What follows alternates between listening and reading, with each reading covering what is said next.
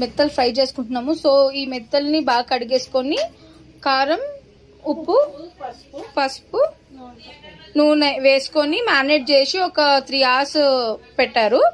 So మనం fry చేసుకునే ముందు ఏం వేస్తున్నాం శ్వేత? శనగపిండి 1 spoon, okay, cornflour 1 spoon, 1.5 spoon cornflour పట్టింది, అల్లం వెల్లిపాయ paste 1 spoon, and garam masala, fish garam masala బయట ఇన్స్టాంట్గా దొరుకుతుంది. సో అది వేసేసుకొని బాగా కొంచెం కలిపేసుకొని ఆయిల్ వేసుకొని ఫ్రై చేసుకోవడమే. అవన్నీ వేసుకొని బాగా మిక్స్ చేసేసుకొని పక్కకు పెట్టాము. ఆయిల్ హీట్ అయ్యే వరకు ఒక ప్యాన్ తీసుకొని ఆయిల్ వేసుకొని పెట్టాము. సో ఇది కొంచెం మ్యారినేట్ చేసుకొని ఒక 10 minutes పక్కకు పెట్టుకుందాము. ఆయిల్ బాగా హీట్ అయింది. సో ఇప్పుడు ఒక్కొక్క మెత్తల్ని, స్మాల్ ఫిషెస్ని ఆయిల్లో ఫ్రై చేసుకుంటున్నాము. సో ఫిష్ తొందరగానే కుక్ అయిపోతుంది. మనము ఊరికే ఫ్లిప్ చేసుకోకూడదు, ముక్క ఇడిపోతుంది.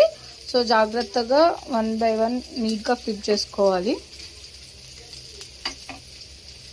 1 side బాగా ఫ్రై అయ్యాక గోల్డెన్ బ్రౌన్ రావాలా, ఇవి గోల్డెన్ బ్రౌన్ వచ్చే వరకు ఫ్రై చేసుకోవాలి మనము.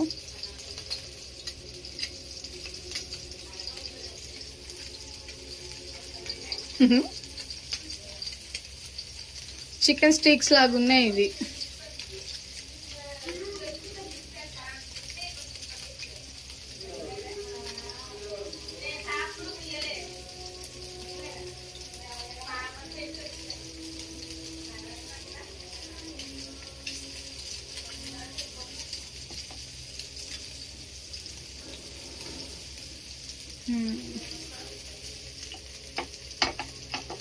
ఆయిల్ ఒకటే వైపుకి వచ్చేస్తుంది. సో మొత్తం అంతా వచ్చేటట్టు ఆయిల్ని అడ్జస్ట్ చేసుకుంటుంది.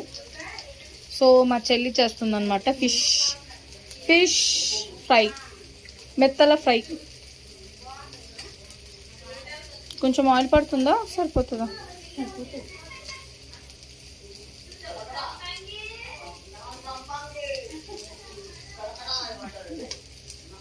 సిమ్ చేసుకో.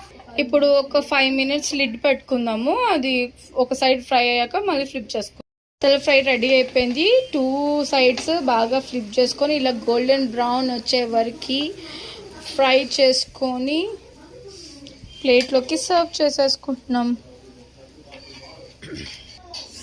పైన ఇట్లా కొత్తిమీరతోటి గార్నిష్ చేసేసుకున్నాము. ఆయిల్లో కూడా కొంచెం అలా ఫ్రై చేసేసుకొని ఆ ఫ్రైడ్వి కావాలనుకున్న వాళ్ళు కొన్ని పచ్చిమిర్చి కూడా వేయించుకోవచ్చు. సో ఆల్రెడీ కారం బాగుంది ఫిష్లో, సో అందుకని పచ్చిమిర్చి వేయించుకుంటలేము. కరివేపాకు, కొత్తిమీర ఆయిల్లో కొంచెం డీప్ ఫ్రై చేసేసి ఫిష్లో గార్నిష్ చేసేసుకుంటే వేడి వేడిగా టేస్టీ మెత్తల ఫ్రై రెడీ.